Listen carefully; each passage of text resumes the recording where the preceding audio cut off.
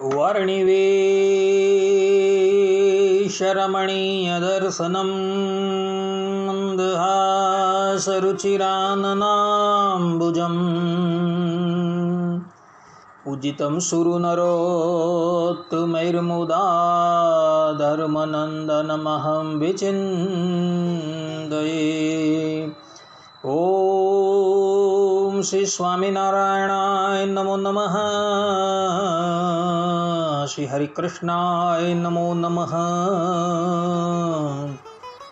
श्री सावर्णी गोत्र तिलकाय नमो नमः। अस्मद्गुरु समारंभाम् नाथयामो न मध्यमां लक्ष्मीवल्लभपर्यन्तां वन्दे गुरुपरम्परा।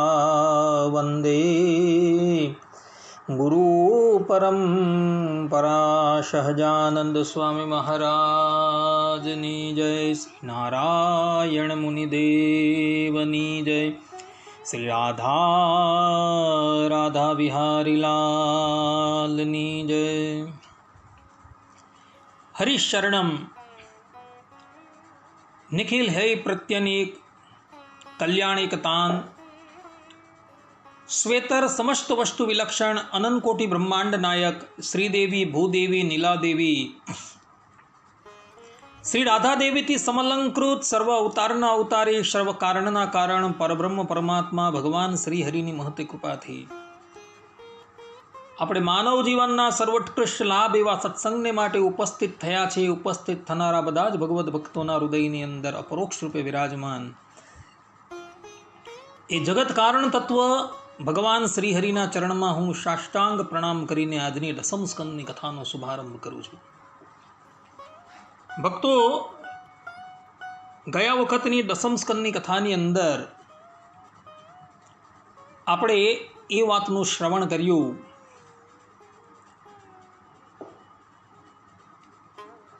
કે મનુષ્ય માત્રના પિતામહ બ્રહ્માજી ભગવાનની વન્ય ભોજ્ય લીલાને જોઈને મોહિત થઈ ગયા।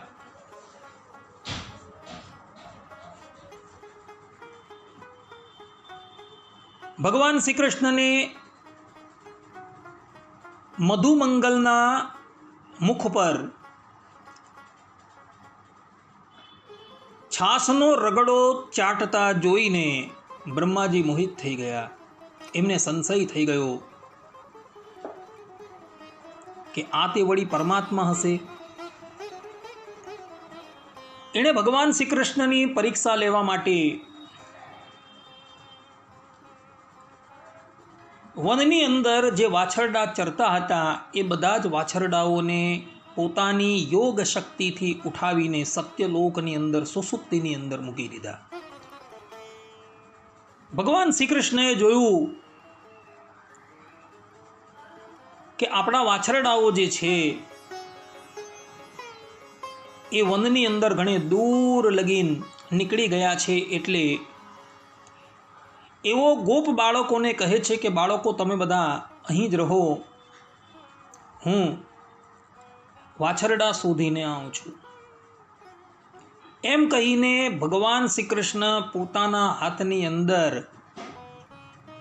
દહીં ભાતનો કોળિયો લઈને એને આરોગતા આરોગતા વનની અંદર વાછરડા શોધવા માટે જાય છે। ભગવાન શ્રી કૃષ્ણ ગયા એટલે આ બાજુ બ્રહ્માજીએ બધા જ ગોપ બાળકોને ઉઠાવી એને સત્યલોકની અંદર બ્રહ્મ સુષુપ્તિની અંદર સુવડાવી દીધા। ભગવાન શ્રી કૃષ્ણ સર્વજ્ઞ છે, એ બધું જ જાણે છે। મનોમન ભગવાન શ્રી કૃષ્ણ વિચારે છે કે આ વૃદ્ધને સૃષ્ટિની ઉત્પત્તિ કરવાનું કાર્ય અમે સોંપેલું છે। એને સૃષ્ટિ કેવી રીતના કરવી એનું જ્ઞાન પણ અમે આપેલું છે અને એ જ અમારી પરીક્ષા લે છે. ભગવાન શ્રી કૃષ્ણએ પોતાની યોગ માયાનો વિસ્તાર કર્યો અને યોગ માયાનો વિસ્તાર કરી જેટલા બાળકો હતા, જેટલા પણ વાછરડાઓ હતા, તેઓ જેટલા કદના હતા એ બધાનું જ રૂપ ધારણ કરી લીધું. તેઓએ હાથની અંદર, પગની અંદર જે જે વસ્તુ પહેરેલી હતી વગેરેના રૂપની અંદર પણ ભગવાન શ્રી કૃષ્ણ થઈ ગયા અને બધાને જ લઈને મધુર સ્વરે વેણુ વગાડતા વગાડતા ઘોષની અંદર પ્રવેશ કરે છે. પોતાના બાળકોને આવતા જોઈ વ્રજની ગોપીઓ પોતાના બધા જ કાર્યને પડતા મૂકી પોતાના બાળકોની આગવાની કરવા માટે ઘરની બહાર નીકળી પડી અને બધી જ દોડતી દોડતી આવે છે અને પોતાના પુત્રને પ્રેમથી આલિંગન કરે છે. એ વખતે પોતાના પુત્રની ઉપર અતિશય સ્નેહ ઉદય થવાથી બધી જ ગોપીઓના સ્તનોમાંથી દૂધની ધારા જે છે એ છૂટી પડે છે. એવો પોતાના બાળકને ઘરમાં લઈ જાય છે, એને સ્નાન કરાવે છે, એનો શૃંગાર કરે છે અને પોતાના હાથથી એને ભોજન કરાવે છે. આ તરફ ગાયોની દશા પણ એવી જ છે. ગાયોએ જોયું કે મારા વાછરડાઓ હવે ચરીને ગોષ્ઠમાં આવી રહ્યા છે, એ ખૂટા પર બંધાય છે, તો કેટલીય ગાયો ખૂટાઓને તોડીને પોતાના વાછરડા પાસે આવી જાય છે અને પોતાના વાછરડાઓને એ પ્રેમપૂર્વક ચાટવા લાગે છે અને વાછરડાઓ પણ પ્રેમપૂર્વક પોતાની માતાનું સ્તનપાન જે છે એ કરવા લાગે છે. એ ગાયોને, એ ગોપીઓને ભગવાન શ્રી કૃષ્ણ પ્રત્યે જે પુત્રભાવ ઉદય થયો હતો તેની ઈચ્છા પૂર્ણ કરવા માટે ભગવાન જે છે એ પોતે જ વાછરડાનું રૂપ લે છે અને પોતાના ગોપ બાળકોનું રૂપ લે છે અને એના દ્વારા ભગવાન શ્રી કૃષ્ણ એ બધાને જ વાત્સલ્યનું સુખ પ્રદાન કરે છે. આ તરફ કમળની અંદર સોય આપણે ભોખીએ અને જેટલો સમય થાય એટલો સમય બ્રહ્માજી પોતાના સત્યલોકમાંથી જઈને પાછા ધરાતલ પર આવે છે. તો એણે જોયું કે અહીં તો જે કાર્ય પહેલાં ચાલતું હતું તે જ કાર્ય ચાલે છે. એવો મનોમન વિચારવા લાગ્યા કે ગોપ બાળકોને તથા વાછરડાઓને તો હું બ્રહ્મ સુષુપ્તિની અંદર સુવડાવીને આવેલો છું, તો અહીં વળી એ લોકો પાછા કેવી રીતના દેખાય છે. એમ વિચારી પુનઃ એ સત્યલોકની અંદર જાય છે. ત્યાં જ ભગવાન શ્રી કૃષ્ણએ એક લીલા કરી. ભક્તો, આ લીલા ભાગવતમાં લખેલી નથી, પરંતુ ઐતહ્ય પ્રમાણથી આ લીલા જે છે એ શ્રવણ કરવામાં આવે છે. ઐતહ્ય પ્રમાણ હું અગાડી પણ તમને કહી ગયો હતો કે જેનો વક્તા જે છે એ પ્રસિદ્ધ ન હોય, પરંતુ પરંપરાથી એ વાત ચાલી આવતી હોય છે, એને ઐતહ્ય પ્રમાણ કહેવાય છે. તો વાત એવી થઈ કે ભગવાન શ્રી કૃષ્ણએ એક લીલા કરી અને પોતે એક બ્રહ્માનું રૂપ ધારણ કરીને પેલા જે મૂળ બ્રહ્મા હતા એની પહેલાં ભગવાન શ્રી કૃષ્ણ સત્યલોકની અંદર પધાર્યા અને ત્યાં પોતાના સેવકોને આજ્ઞા કરે છે કે હમણાં એક બ્રહ્માનો વેશ લઈને એક મનુષ્ય જે છે એ ધરાતલ પર વિચરણ કરતો રહે છે ને અત્યારે એ સત્યલોકની અંદર પણ હમણાં આવશે અને જો કદાચ એ અહીં આવી જાય તો તમે બધા એને મારજો અને અહીંથી કાઢી મૂકજો. આ પ્રમાણે શ્રી કૃષ્ણ ભગવાન જે બ્રહ્મા બનેલા હતા તેમણે પોતાના સેવકોને આજ્ઞા કરી અને ભગવાન પુનઃ પાછા વ્રજની અંદર આવી ગયા. તે પછી પેલા જે મૂળ બ્રહ્માજી હતા એ જેવા સત્યલોકની અંદર આવે છે ને જ્યાં સત્યલોકમાં પ્રવેશ કરવા માટે જાય છે એટલે પેલા બ્રહ્માજીના સેવકો હતા ને એ બ્રહ્માજીને મારે છે. બ્રહ્માજી કહે છે કે તમે અમને કેમ મારો છો? ત્યારે કહે છે કે બહુવેશધારી દુષ્ટ, અમે તને ઓળખી ગયા છે, તું અમારા સ્વામીનું રૂપ લઈને અહીં આવેલો છે, માટે આજે તને અમે મોતને ઘાટ ઉતારી દેશું. આ પ્રમાણે કહીને જ્યાં હથિયાર ઉઠાવે છે ત્યાં બ્રહ્માજી જીવ બચાવીને ત્યાંથી પલાયન થઈ ગયા. આ પ્રમાણે લીલા જે છે એ ભગવાન પોતે કરે છે. આ તરફ 1 વર્ષ પર્યંત આ પ્રમાણેની ક્રિયા જે છે એ ચાલે છે. મનુષ્યલોકની અંદર જે કાળની ગણના છે તે અને સત્યલોકની અંદર જે કાળની ગણના જે છે એની અંદર થોડો તફાવત છે. ભાગવતકાર કહે છે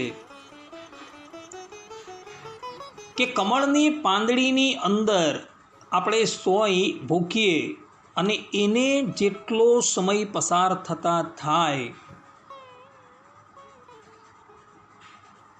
એટલો સમય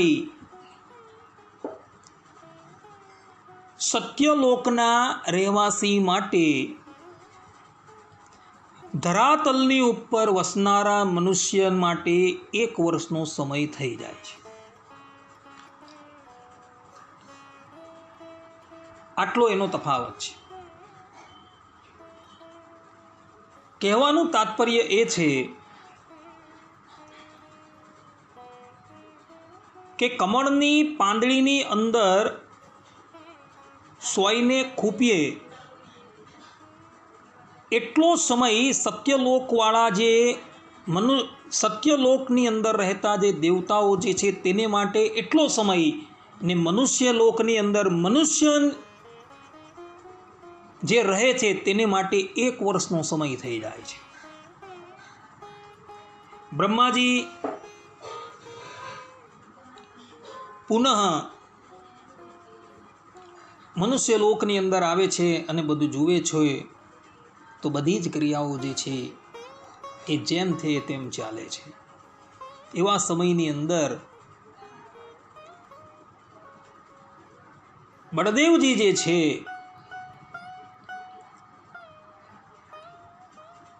એ વિચાર કરે છે કે વ્રજની ગોપીઓ જે છે એને તો કેવલ ભગવાન શ્રી કૃષ્ણ પ્રત્યે જ અતિશય સ્નેહ છે, તો આજે એ સ્નેહ એના પુત્ર પ્રત્યે અત્યાધિક કેમ વધી ગયો છે? આમાં શું કારણ છે? બળદેવજી સાક્ષાત સનાતન શેષનું રૂપ છે. એ પોતાની યોગ દ્રષ્ટિએ કરીને જુએ છે તો વ્રજની અંદર જેટલા પણ બાળકો હતા, જેટલા પણ વાછરડાઓ હતા, એના રૂપની અંદર ભગવાન શ્રી કૃષ્ણ બિરાજે છે. એકાંતમાં લઈ જઈને ભગવાન શ્રી કૃષ્ણને બધી વાત પૂછે છે ત્યારે ભગવાન શ્રી કૃષ્ણ પોતાના ભાઈને બ્રહ્માજીની બધી જ કરતૂતો જે છે એ બતાવે છે.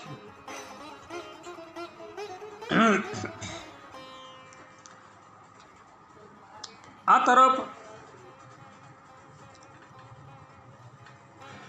બ્રહ્માજી જે છે એ પોતે જ્યાં મનુષ્ય લોકની અંદર આવે છે અને મનુષ્ય લોકની અંદર આવીને જુએ છે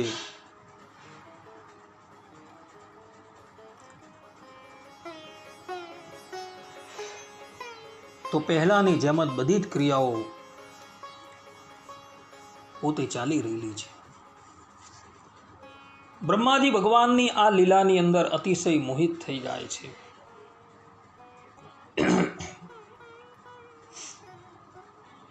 અને તેમને બધા જ ગોપ બાળકના રૂપની અંદર અને વાછરડાના રૂપની અંદર કેવલ ને કેવલ શ્રી કૃષ્ણ ભગવાન દેખાય છે. ભગવાનના બધા જ રૂપો ઘનશ્યામ છે,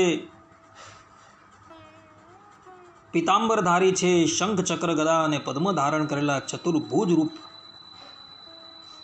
તથા બધાના મસ્તકની ઉપર મુકટ છે, કાનમાં કુંડળ છે, કુંડળમાં મનોહર હાર છે તથા વનમાળાથી એ રૂપ જે છે સુશોભિત થઈ રહ્યું છે. ભગવાનના વક્ષસ્થલની ઉપર સુવર્ણની સોનેરી રેખા શ્રીવત્સનું ચિહ્ન છે, ભુજાઓમાં બાજુબંધ છે, હાથમાં શંખના આકારના રત્નજડિત કંકણો છે, ચરણોમાં નુપુર છે, કડા છે, કમરમાં મેખલા તથા આંગળીઓમાં મુદ્રાઓ પ્રકાશિત થઈ રહી છે. તેમણે નખથી શિખા સુધી સમસ્ત અંગોમાં કોમળ અને નૂતન તુલસીની માળાઓ ધારણ કરેલી હતી. તેમનું મંદ હાસ્ય ચાંદની જેવું ઉજ્જવળ હતું અને કમળ જેવા નેત્રોની કટાક્ષભરી ચિંતવન અત્યંત મધુર હતી. એવું લાગતું હતું કે જાણે તેઓ આ બંને નેત્રો દ્વારા સત્વગુણ અને રજોગુણનો સ્વીકાર કરીને ભક્તજનોના હૃદયમાં શુદ્ધ લાલસાઓ જગાડી તેને પૂર્ણ કરી રહ્યા છે. બ્રહ્માજીએ એ પણ જોયું કે તેમના જેવા બીજા બ્રહ્માથી લઈને ત્રણ સુધીના બધા ચરાચર જીવો મૂર્તિમાન થઈને નાચતા ગાતા અનેક પ્રકારની પૂજા સામગ્રીથી અલગ અલગ ભગવાનના તે રૂપોની ઉપાસના કરી રહ્યા છે. તેમણે અલગ અલગ અણિમા મહિમા વગેરે સિદ્ધિઓ, માયા વિદ્યા વગેરે વિભૂતિઓ અને મહત્તત્વ વગેરે 24 તત્વો ચારે બાજુ વિતણાયેલા છે.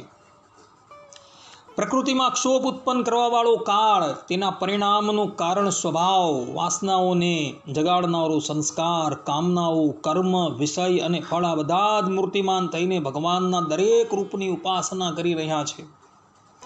ભગવાનની સત્તા અને મહત્તાની આગળ તે બધાની સત્તા અને મહત્તા પોતાનું અસ્તિત્વ ખોઈને બેઠેલી છે. બ્રહ્માજીએ જોયું કે તેઓ બધા ભૂત, ભવિષ્ય અને વર્તમાન કાળ દ્વારા સીમિત નથી, ત્રિકાલાબાધિત સત્ય છે. તે બધા જ સ્વયં પ્રકાશ અને કેવળ અનંત આનંદ સ્વરૂપ છે. તેમનામાં જડતા અને ચેતનતાનો ભેદભાવ નથી. તેઓ બધા એકરસ છે ત્યાં સુધી કે ઉપનિષદના જાણકાર તત્વદર્શીઓની દ્રષ્ટિ પણ તેમના અનંત મહિમાનો સ્પર્શ કરી શકતી નથી. આ પ્રમાણે બ્રહ્માજીએ એકી સાથે જ જોયું કે તે બધા જ તે પરબ્રહ્મ પરમાત્મા શ્રી કૃષ્ણના જ સ્વરૂપો છે, જેમના પ્રકાશથી આ બધું ચરાચર વિશ્વ પ્રકાશિત થઈ રહ્યું છે. આ અત્યંત આશ્ચર્યજનક દ્રશ્ય જોઈને બ્રહ્માજી ચકિત થઈ ગયા. તેમની 11 ઇન્દ્રિયો સ્તબ્ધ થઈ ગઈ. તેઓ ભગવાનના તેજથી નિસ્તેજ થઈને મૌન થઈ ગયા, જાણે વ્રજના અધિષ્ઠાતા દેવની પાસે એક પુતળી થઈને ઊભા હોય. સુખદેવજી મહારાજ કહે છે કે હે પરીક્ષિત, આ પ્રમાણે ભગવાનનું સ્વરૂપ તર્કથી પર છે. તેમનો મહિમા અસાધારણ છે. તેઓ સ્વયં પ્રકાશ આનંદ સ્વરૂપ માયાથી પર અને જેના ગુણો, જેના રૂપો અને જેના વિભૂતિ સ્વરૂપોનો કોઈ પાર નથી. એટલે માટે વેદો જેને નેતિ નેતિ કહીને વિશ્રામ પામી જાય છે. આવા ભગવાન શ્રી કૃષ્ણના મહિમામાં બ્રહ્માજી પણ આ બધું શું છે, હું શું જોઈ રહ્યો છું એમ જ્યારે મૂંઝાઈ ગયા અને જોવા અસમર્થ બની ગયા, ત્યારે તેમણે નેત્રો બંધ કરી દીધા અને એવું મૌન થઈને બેસી ગયા.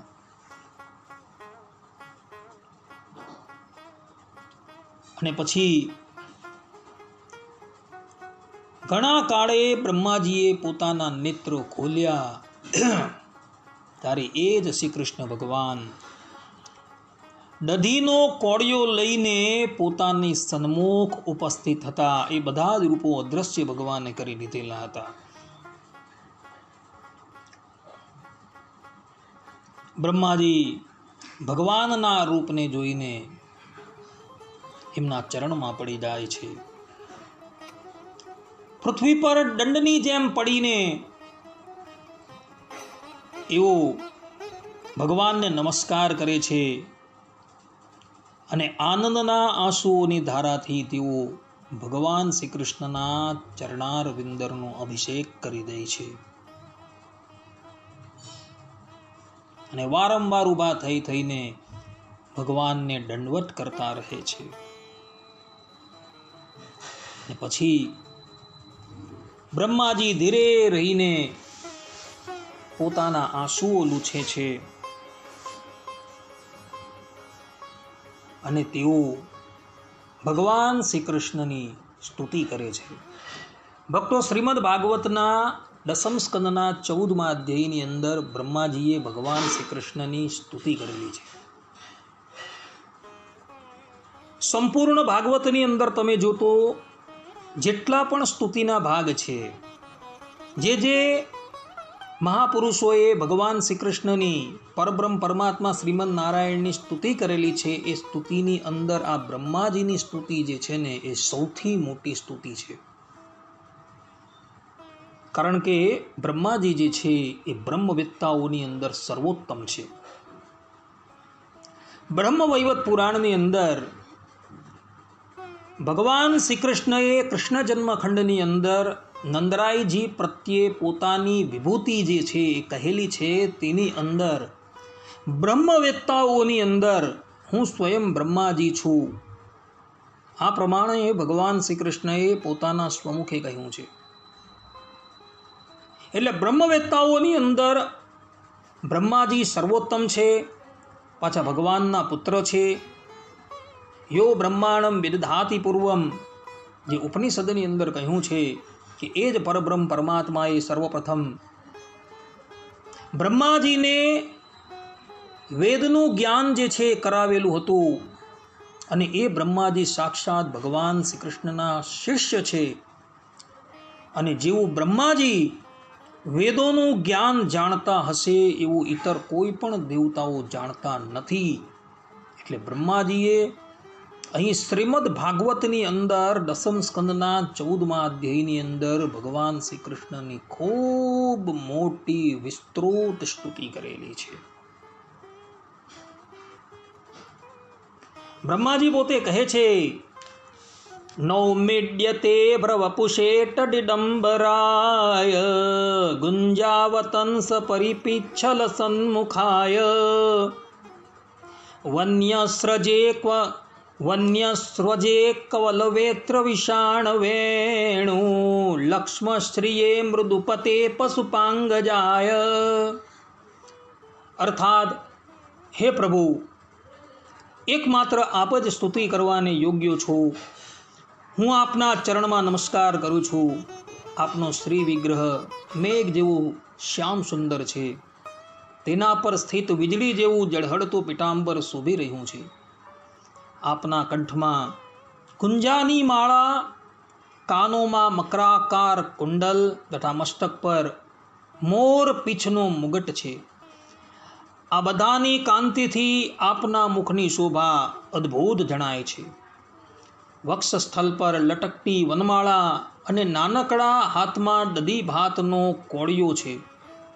કાંખમાં છડી, શૃંગવાદ્ય અને કમરમાં આપની ઓળખ આપતી વેણુ શોભી રહી છે.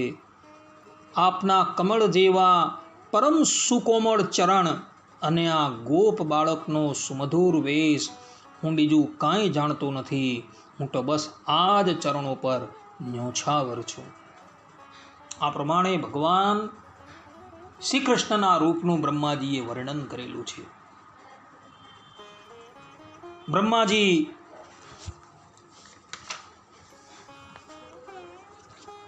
ગોપ બાળકોનો મહિમા વર્ણવતા પોતે કહી રહ્યા છે, અહો ભાગ્યમ નંદ ગો વ્રજોકશામ યન્મિત્રમ પરમાનંદમ પૂર્ણમ બ્રહ્મ સનાતનમ. અહો નંદ વગેરે વ્રજવાસી ગોવાળોના ધન્ય ભાગ છે. વાસ્તવમાં તેમનું જ અહોભાગ્ય છે. કેમ કે પરમાનંદ સ્વરૂપ સનાતન પરિપૂર્ણ બ્રહ્મ એવા આપ તેમના પોતાના સગા સંબંધી અને સુહૃદ છો. અહીં બ્રહ્માજીએ પોતાના સ્વમુખે પૂર્ણમ બ્રહ્મ સનાતનમ આ શબ્દનો પ્રયોગ કરેલો છે. અર્થાત કે અત્યારે બ્રહ્માજીની સન્મુખ જે તત્વ ઉપસ્થિત છે એ જ પૂર્ણ બ્રહ્મ પરમાત્મા છે, બીજું કોઈ નથી. કેટલાક અણસમજુઓ શ્રીમદ ભાગવતના કેટલાક વચનોને આડી અવળી રીતે લઈને શ્રી કૃષ્ણ ભગવાનને અંશા અવતાર સિદ્ધ કરવા માટે પ્રયત્નશીલ થતા હોય છે. પરંતુ તે લોકોએ આ બ્રહ્માજીની સ્તુતિ જે છે એ વાંચવા અને વિચારવા યોગ્ય છે. અહીં ભગવાન શ્રી કૃષ્ણની બ્રહ્માજી પોતે પૂર્ણમ બ્રહ્મ સનાતનમ આ પ્રમાણે સ્તુતિ કરે છે. એટલે શ્રી કૃષ્ણ જે છે એ કોઈ અવર નથી, પરંતુ સાક્ષાત પૂર્ણ બ્રહ્મ પરમાત્મા છે. કૃષ્ણસ્તુ ભગવાન સ્વયં, કે શ્રી કૃષ્ણ ભગવાન જે છે એ સ્વયં ભગવાન અર્થાત કે અવતારી છે. શ્રીમદ ભાગવતની અંદર ચતુર્થ સ્કંદની અંદર શીત કૃષ્ણ કેશ આવે છે. એ શીત કૃષ્ણ કેસ જે છે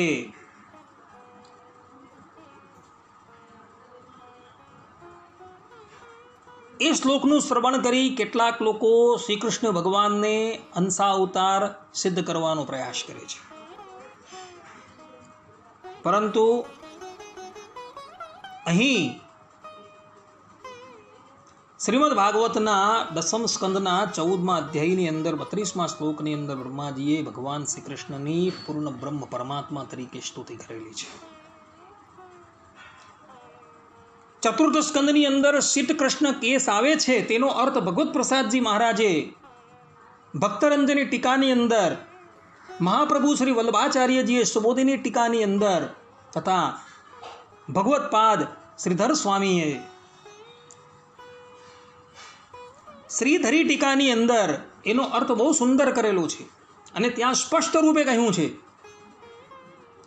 કે પૃથ્વીનો ભાર ઉતારવો એ તો મારે રમતની વાત છે, મારા આ કેસ જેટલું ઐશ્વર્ય જે છે એ જ પર્યાપ્ત છે, એનાથી વધારે ઐશ્વર્યની જરૂર નથી. આ પ્રમાણે સ્તુતિપરક અર્થ કરેલો છે. એને લઈને અર્થાત કે મૂળ વાક્યને લઈને કેટલાક લોકો જે છે એ શ્રી કૃષ્ણ ભગવાન વિશે અંશા અવતારની કલ્પના કરતા હોય છે, પરંતુ આ વાત સંપૂર્ણપણે ગલત છે. વિષ્ણુ પુરાણની અંદર પણ શીત કૃષ્ણ કેસની વાત આવેલી છે.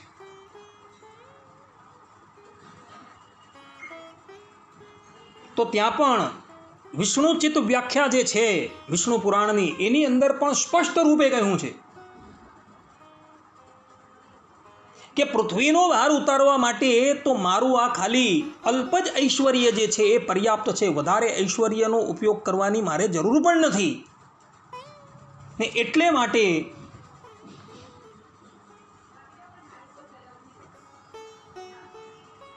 ત્યાં શીત અને કૃષ્ણ કેસ જે છે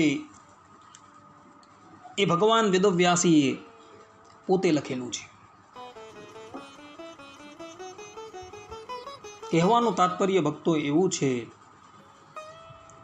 કે જે વાક્ય ભગવાન શ્રી કૃષ્ણના અતિ ઉત્કૃષ્ટપણાને બતાવતા હોય તે જ વાક્ય ઇતર વાક્ય કરતાં પ્રધાનપણે પરિગ્રહ કરવા, આ ભગવાન સ્વામિનારાયણ શિક્ષાપત્રની અંદર લખે છે. અને પ્રાચીન આપણા આચાર્યો, આપણા સંતો ભક્તો જે અર્થ કરી ગયા હોય એ અર્થ જ આપણે ગ્રહણ કરવાનો છે. આપણા મનની અંદર જે ધારેલો અર્થ છે એ ક્યારેય પણ ગ્રહણ નથી કરવાનો, કારણ કે આપણે બધા કોઈ આપ્ત પુરુષ નથી. પૂર્વે થઈ ગયેલા આપણા જે આચાર્યો છે, આપણા જે મહાનુભાવો છે, એ બધા આપ્ત પુરુષો હતા, અને એ લોકોએ જે પ્રમાણે અર્થ કરેલો છે એ જ પ્રમાણે આપણે એ અર્થને અનુસરવાનું છે.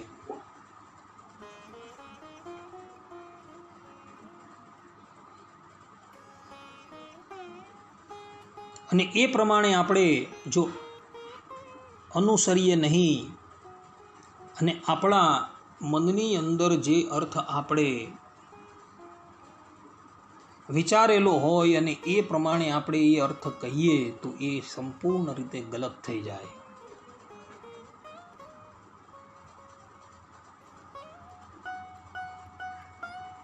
માટે જ્યાં જે અર્થનું પ્રતિપાદન આપણા આચાર્યો કરી ગયા છે તે જ અર્થ આપણે ગ્રહણ કરવાનો છે. ચતુર્થ સ્કંદની અંદર શ્રી કૃષ્ણ કેશનો અર્થ જે છે એ અમે હમણાં તમને જે બતાવ્યું એ પ્રમાણે આચાર્યોએ કરેલો છે, તથા આપણા સંપ્રદાયના આચાર્યોએ પણ ભાગવતની ટીકામાં કરેલો છે. તો એ જ અર્થ જે છે એ આપણે ગ્રહણ કરવાનો છે.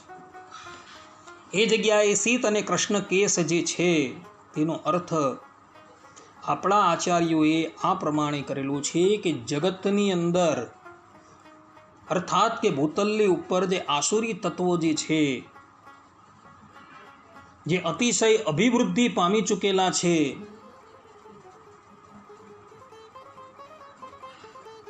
એને ભૂતલ પરથી સમાપ્ત કરવા માટે મારા કેશ જેટલું ઐશ્વર્ય જે છે એ જ પર્યાપ્ત છે. વધારે ઐશ્વર્ય પ્રગટ કરવાની મારે જરૂર નથી. આ પ્રમાણે જે અર્થ કરેલો છે એ જ અર્થ આપણે ગ્રહણ કરવા યોગ્ય છે. બ્રહ્માજી ભગવાન શ્રી કૃષ્ણની સ્તુતિ કરી, ભગવાન શ્રી કૃષ્ણની ક્ષમા માગી, પોતાના સત્યલોકની અંદર જાય છે. એવો ભગવાનના વાછરડાઓ અને ગોપ મિત્રોને પુનઃ ભગવાન શ્રી કૃષ્ણને અર્પણ કરે છે. ભગવાન શ્રી કૃષ્ણ એ ગોપ બાળકો અને વાછરડાઓને લઈને વ્રજની અંદર જાય છે. અને તે સમયે વ્રજના બાળકો જે છે એઓ 1 વર્ષ પહેલા જે અગાસુરની લીલા ભગવાન શ્રી કૃષ્ણે કરેલી હતી એ બધી જ લીલા ત્યાં પોતાના સગા સંબંધીઓને કહે છે કે આજે શ્રી કૃષ્ણએ એક બહુ મોટા અજગરને મોતને ઘાટ ઉતારી દીધો અને અમારી તથા આ વાછરડાઓની એમણે રક્ષા કરી હતી. આ પ્રમાણેની વાત સાંભળી વ્રજવાસીઓ અતિશય આનંદ પામી જાય છે. સુખદેવજી મહારાજ પરીક્ષિતને કહે છે કે પરીક્ષિત, હવે બલરામજી અને શ્રી કૃષ્ણ પૌગંડ અવસ્થા એટલે કે 6ઠ્ઠા વર્ષમાં પ્રવેશ કરે છે. હવે તેમને ગાયો ચરાવવાની અનુમતિ પ્રાપ્ત થઈ ગઈ છે.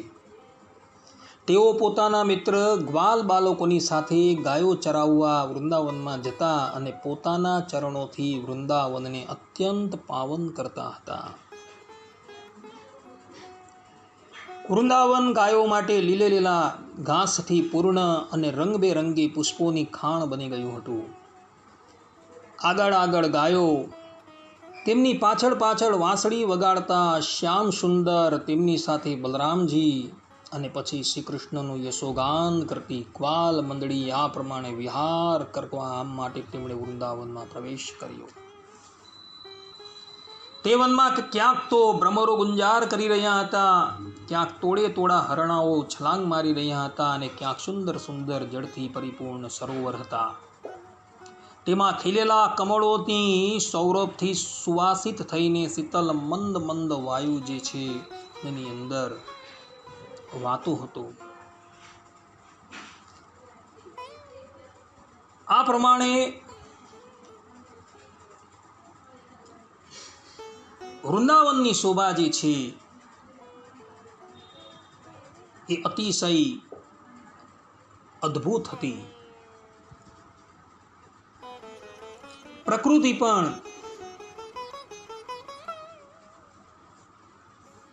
પરમાત્માને આનંદ આપવા માટે 16 કલાએ ખીલી ચૂકેલી હતી.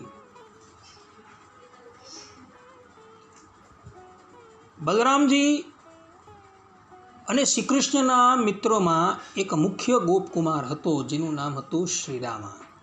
ભક્તો, આ શ્રીરામા જે છે ને રાધાજીનો સગ્ગો ભાઈ છે. ઇતર પુરાણોની અંદર એની કથા આવે છે. બ્રહ્મ વૈવત પુરાણની અંદર જ એની કથા છે કે રાધાજીના શાપથી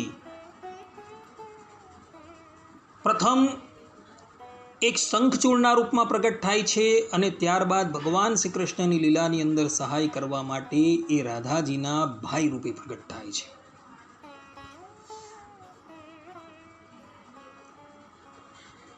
એક દિવસ એ બલરામજી અને શ્રી કૃષ્ણ ભગવાનને ઉદ્દેશીને કહે છે,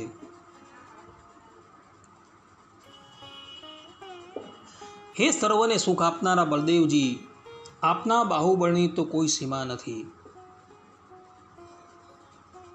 અમારા મનમોહન શ્રી કૃષ્ણ દુષ્ટોનો સંહાર કરી નાખવો એ તો તમારો સ્વભાવ છે. અહીંથી થોડે દૂર એક બહુ મોટું તાળ વૃક્ષોની હારમાળાઓ વાળું તાળ વન છે. આ વનમાં એટલા બધા પાકેલા ફળ નીચે પડેલા છે કે ખૂટે જ નહીં, પરંતુ ત્યાં એક ધેનુક નામનો મહાદુષ્ટ દૈત્ય રહે છે. તે આ ફળોથી ભરપૂર વનને ઘેરીને બેઠો છે. બલરામજી અને શ્રી કૃષ્ણ ભૈયા તે દૈત્ય ગધેડાના રૂપમાં રહે છે. તે પોતે તો બહુ બળવાન છે જ તેના સાથી અનેક દૈત્યો જે તેના જેવા જ બળવાન છે તે પણ તે જ રૂપમાં ત્યાં રહે છે. શત્રુઓનો સંહાર કરનારા મારા ભાઈઓ, આ દૈત્ય અત્યાર સુધી ખબર નથી કેટલાય મનુષ્યને મારીને ખાઈ ગયું છે. એ જ કારણે તેના ભયથી મનુષ્ય તે વનમાં જતા નથી. એટલું જ નહીં, પશુ પક્ષી પણ ત્યાં જઈ શકતા નથી. તેના ફળો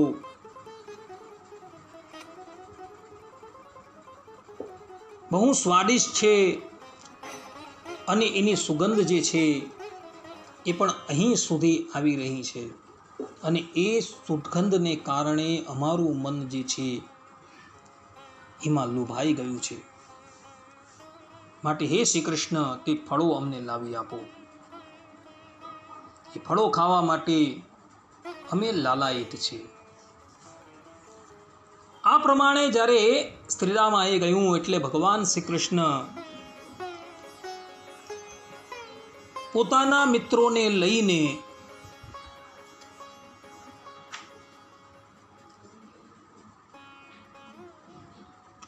એ વનની અંદર અર્થાત કે તાળ વનની અંદર પધાર્યા અને ત્યાં કેટલાય તાળના વૃક્ષોને જોર જોરથી હલાવી એમાંથી કેટલાય ફળો જે છે એ એમણે પાળ્યા અને ફળ પડવાથી ગોપ બાળકો જે છે એ ફળ ગ્રહણ કરે છે અને એનો સ્વાદ જે છે એ લોકો માણવા માંડે છે. આ પ્રમાણે પોતાના વનની અંદર કોઈક મનુષ્યએ પ્રવેશ કર્યો એટલો એનો જે ધ્વનિ હતો એ આ ધેનુકાસુરના કાનની અંદર સંભળાયો. એટલે ગધેડાના રૂપની અંદર રહેલો આ દૈત્ય જે છે એ ત્યાં આવ્યું. એનું શારીરિક બળ જે છે એ ખૂબ વિશાળ હતું. એ ત્યાં આવે છે અને એણે ખૂબ જોરથી અને અત્યંત વેગથી બલરામજીની છાતીની અંદર પોતાની પાછળની બે લાત જે છે મારી. ગધેડો હંમેશા પાછળની લાત જ મારે છે, પરંતુ એની લાત વાગવા છતાં પણ બળદેવજી એમના એમ સ્થિર જ ઊભા રહે છે. પોતાના પ્રહારથી સહેજ પણ વિચલિત ન થયેલા બલરામજીને જોઈ આ ધેનુકાસુર પુનઃ બળદેવજીની પાસે આવે છે અને એને લાત મારવાની તૈયારી કરે છે. ત્યાં જ બળદેવજી એના પાછલા 2 પગ પકડે છે અને એને જોરથી ગુમાવીને તાળના વૃક્ષોની ઉપર ફેંકી દે છે. અને જ્યાં બળદેવજી એને ગુમાવે છે ત્યાં જ એનું પ્રાણ પંખેરું હતું એ ઉડી જાય છે. ધેનુકાસુરને મૃત પામેલો જોઈ એના બધા સ્વજનો જે છે એ ત્યાં આવે છે અને એ લોકો જ્યાં શ્રી કૃષ્ણ અને બળદેવજીને મારવા માટે તત્પર થાય છે ત્યાં જ ભગવાન શ્રી કૃષ્ણ અને બળદેવજી એ ગધેડાઓના પાછલા પગ પકડીને એને તાળ વૃક્ષની ઉપર ફેંકવા માંડે છે અને જ્યાં તાળ વૃક્ષની ઉપર એ પડે છે ત્યાં જ એ લોકોનું પ્રાણ પંખેરું ઉડી જાય છે. આ પ્રમાણે ધેનુકાસુર અને એના સમસ્ત સુરોદોને મોતને ઘાટ ઉતારી ભગવાન શ્રી કૃષ્ણ આ વનની ઉપર જે ધેનુકાસુરે બળજબરીથી કબજો કરેલો હતો એ વનને એના કબજામાંથી મુક્ત કરે છે અને ત્યાર પછી એ તાળ વન જે છે એ બધા જ ગોપ બાળકો માટે ક્રીડાનું સ્થાન બની જાય છે. અહીં એક વાત તરફ હું બધાનું ધ્યાન દોરવા માંગુ છું. ભગવાન શ્રી કૃષ્ણએ ધેનુકાસુરનો વધ કર્યો, પરંતુ શ્રી કૃષ્ણ ભગવાને બળદેવજીએ તથા ગોપ બાળકોએ એ તાળ વનના તાળ વૃક્ષના ફળો ખાધા નથી. કોઈના મનમાં એવી સહજ જિજ્ઞાસા થાય કે ભગવાન શ્રી કૃષ્ણએ ધેનુકાસુરનો વધ કર્યો છતાં પણ આ તાળ વૃક્ષ પર રહેલા ફળો કેમ ખાધા નહીં? અને આજે પણ તમે જોજો, કોઈ પણ વૈષ્ણવ મંદિરમાં અર્થાત કે ભૂતલ પર રહેલા કોઈ પણ વૈષ્ણવ મંદિરમાં તાળ વૃક્ષ પર ઉગેલા ફળોનો ભોગ અર્થાત કે પેલી ગલેલી એ ભગવાનને ધરાવવામાં આવતી નથી. કોઈના મનની અંદર એવી જિજ્ઞાસા જાગે કે ભાઈ ભગવાનને આ ગલેલીનું ફળ કેમ ધરાવવામાં આવતું નથી? તો એનો ખુલાસો શ્રીમદ ભાગવત પર ટીકા લખનારા વિશ્વનાથ ચક્રવર્તીએ કરેલું છે. ત્યાં વિશ્વનાથ ચક્રવર્તી પોતાની ટીકામાં લખે છે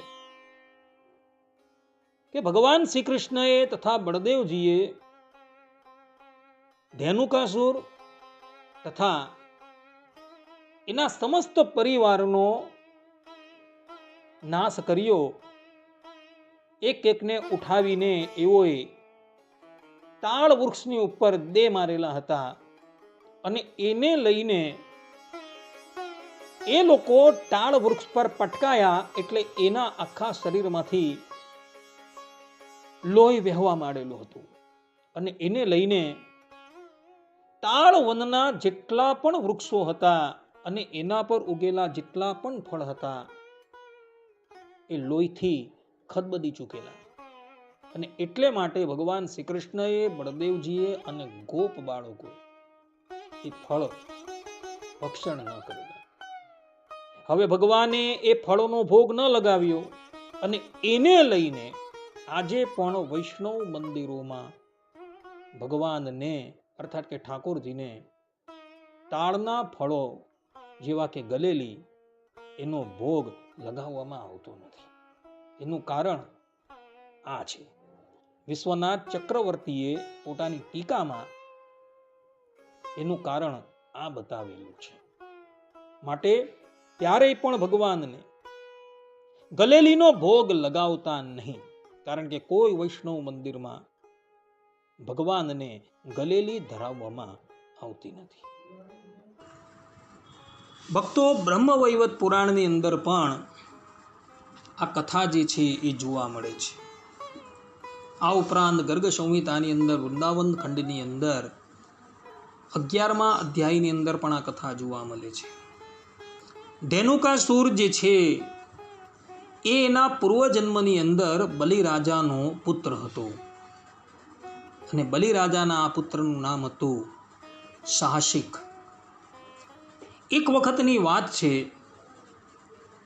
ગંધમાદન પર્વતની ઉપર એક ગુફાની અંદર તિલોત્તમા નામની અપ્સરાની સાથે આ સાહસિક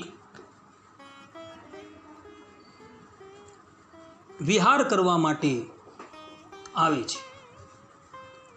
એ જે ગુફાની અંદર પોતાની પ્રેયસી તિલોત્તમા નામની અપ્સરા સાથે કામ ક્રીડાની અંદર આસક્ત હોય છે, એ જ ગુફાની અંદર મહર્ષિ દુર્વાસા તપસ્યા કરવા માટે બેઠેલા હોય છે.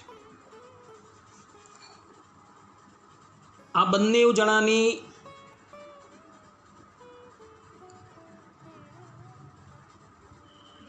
થોડી કુચેષ્ટાથી દુર્વાસા ઋષિ પોતાના નેત્રો જે છે એ ઉઘાડે છે.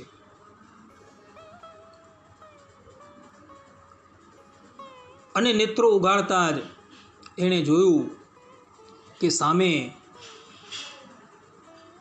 બલિરાજાનો પુત્ર સાહસિક અને તિલોત્તમા નામની અપ્સરા જે છે એ શિંગાર રસની અંદર મગ્ન થઈ ગયા છે. દુર્વાસા ઋષિ તેઓની આ ચેષ્ટા જોઈને અતિશય ક્રોધાયમાન થઈ જાય છે અને એને શાપ આપતા બોલે છે, અરે દુષ્ટ, આ પ્રમાણે નિર્લજ્જ થઈને તું મહાપુરુષોની પણ મર્યાદા રાખતો નથી અને મોટાની મર્યાદા જે છે તેને પણ તું ચૂકે છે. માટે જા, હું તને શાપ આપું છું, તું અતિશય કામની અંદર આસક્ત એવા ગધેડાના રૂપને પામ.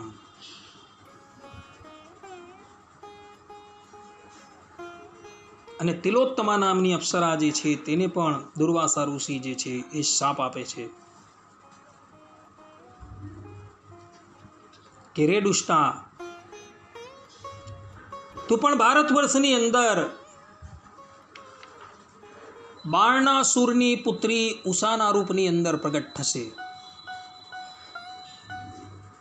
અને સમય જતા શ્રી કૃષ્ણના પૌત્ર એવા અનિરુદ્ધની સાથે તારો સમાગમ થશે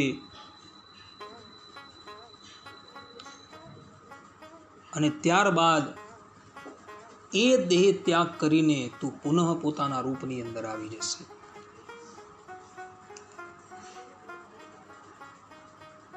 ધેનુકાસુર એ બલિરાજાનો પુત્ર સાહસિક હતો. દુર્વાસા ઋષિ એને શાપ આપ્યો એટલે એ પોતાની કરણી બદલ દુર્વાસા ઋષિના ચરણમાં પડી જાય છે. દુર્વાસા ઋષિને કહે છે કે ઋષિ, મારો અપરાધ ક્ષમા કરો. દુર્વાસા ઋષિ કહે છે કે મારો શાપ તો ક્યારે મિથ્યા ન જશે, તારે ગધેડાની યોનિની અંદર તો જવું જ પડશે, પરંતુ પરબ્રહ્મ પરમાત્મા ભગવાન શ્રી કૃષ્ણ જે છે એ તારો ઉદ્ધાર કરશે. અને એ જ સાહસિક વૃંદાવનની અંદર જે તાળવન આવેલું છે તેની અંદર ગધેડાના રૂપની અંદર પ્રગટ થાય છે. અને આ વખતે ભગવાન શ્રી કૃષ્ણ એ વનની અંદર પ્રવેશે છે અને બળદેવજી દ્વારા એનો ઉદ્ધાર કરાવે. શ્રીમદ ભાગવતની અંદર દસમ સ્કંદના 15મા અધ્યાયની અંદર આ ધેનુકાસુરનો વધ બળદેવજીએ કરેલો છે. ધેનુકાસુર એટલે દેહાભ્યાસ છે. ગધેડાના રૂપની અંદર કેમ એ પ્રગટ થયો છે? કારણ કે ગધેડાને દેહાભ્યાસ બહુ હોય છે. ગધેડાની પછાડી તમે જઈને ઊભા રહો ને તે તરત લાત મારવા તૈયાર થાય. અને દેહા અભ્યાસની નિવૃત્તિ કેવી રીતના થાય? તો જ્ઞાનથી થાય, આત્મા અનાત્માના વિચારથી થાય.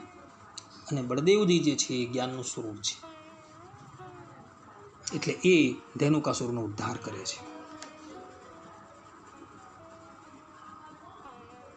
ગર્ગ સંહિતાના વૃંદાવન ખંડની અંદર અધ્યાય 11ની અંદર પણ આ ધેનુકાસુરનો ઉદ્ધાર બળદેવજીએ કરેલો છે એવું લખેલું છે. પરંતુ બ્રહ્મવૈવત પુરાણની અંદર કૃષ્ણ જન્મ ખંડ જે છે તેના 22મા અધ્યાયની અંદર આ ધેનુકાસુરની લીલા આવે છે.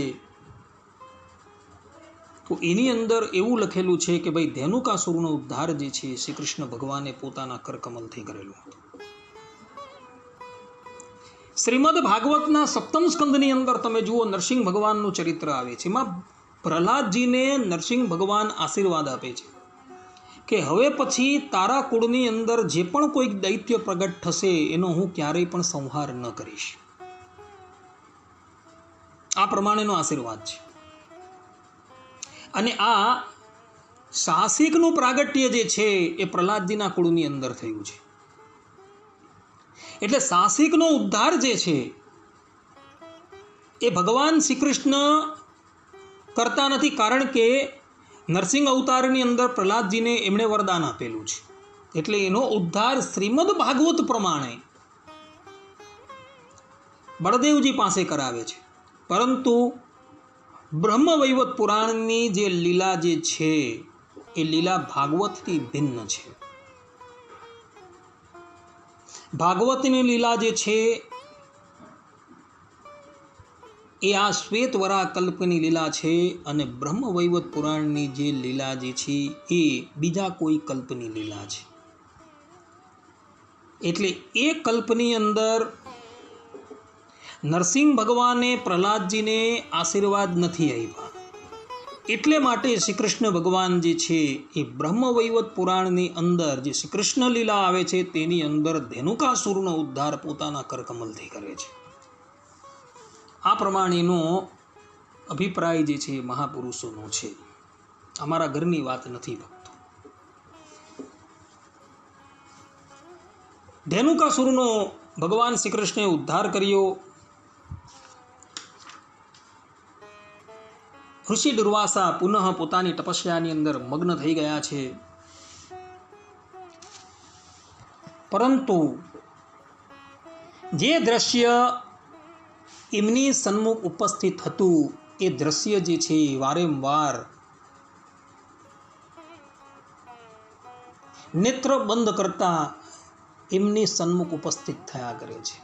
અને એને લઈને દુર્વાસા ઋષિની ધીરજ જે છે એ વિરામ પામી છે.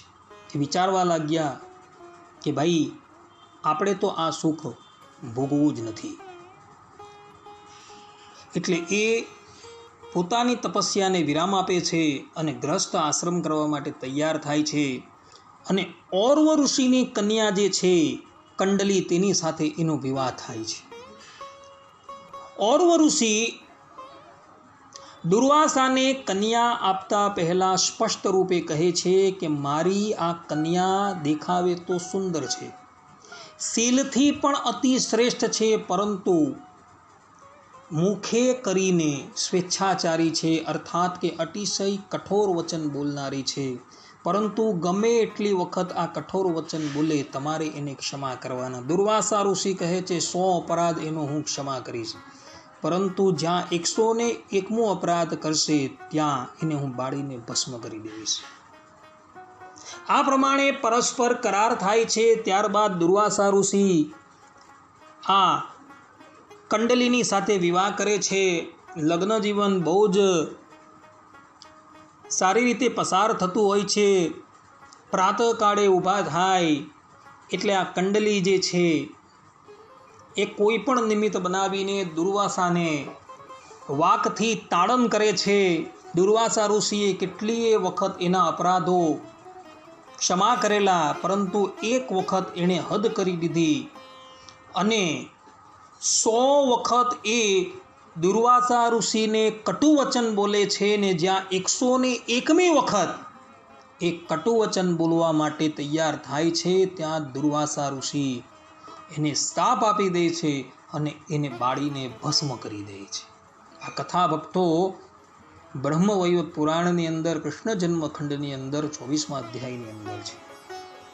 ઔરવ ઋષિને જ્યારે આ વાતની ખબર પડે છે કે દુર્વાસા ઋષિએ મારી કન્યાને બાળીને ભસ્મ કરી છે, એટલે એ ક્રોધાયમાન થઈને દુર્વાસા ઋષિની પાસે આવે છે અને એને શાપ આપતા કહે છે કે અમે તમને પ્રથમથી જ કહી દીધેલું હતું કે મારી આ કન્યા જે છે એ અતિશય કર્કશ છે, છતાં પણ તમે એ વાત પર ધ્યાન નથી આપ્યું, માટે હું તમને હવે શાપ આપું છું.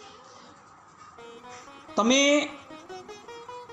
ક્રોધે કરીને અમારી કન્યાને બાળીને ભસ્મ કરી છે, માટે જાઓ, મારો શાપ છે કે એક દિવસ તમારો આ ક્રોધ જે છે એ તમને જ ભારી પડી જશે.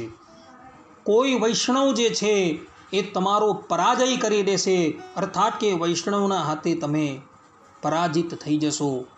આ મારો શાપ છે. અને એ શાપને લઈને દુર્વાસા ઋષિનો પરાજય અંબરીશની આગળ થઈ જાય છે, જેની કથા શ્રીમદ ભાગવતના 9મા સ્કંધની અંદર છે. દુર્વાસા ઋષિનો પરાજય અંબરીશની પાસે કેમ થયો એનું કારણ આ બ્રહ્મવૈવર્ત પુરાણની અંદર કૃષ્ણ જન્મખંડના અધ્યાય 24ની અંદર આપવામાં આવેલું છે.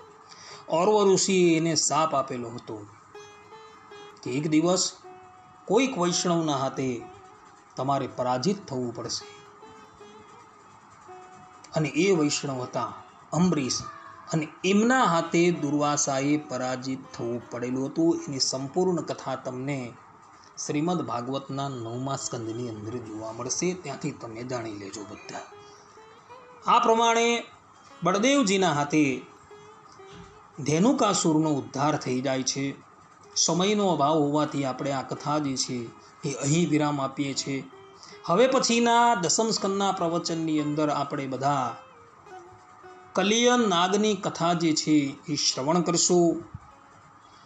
ભગવાન શ્રી કૃષ્ણ જે છે એ કલિય નાગને નાથે છે, એની જે કથા જે છે એ આપણે શ્રવણ કરશું. કલિય નાગ જે પૂર્વજન્મમાં કોણ હતો વગેરે વગેરે બાબતો જે છે એ આપણે શાસ્ત્રોના માધ્યમથી શ્રવણ કરશું. ત્યાં લગીને બધા જ ભગવદ્ ભક્તોને હિતપૂર્વક જય સ્વામિનારાયણ. સર્વે સંતો નિરામય, સર્વે સુખીનો ભવંતુ, સર્વે ભદ્રાણી પશ્યંતુ, મા કશ્ચિત દુઃખ ભાગ ભવેત.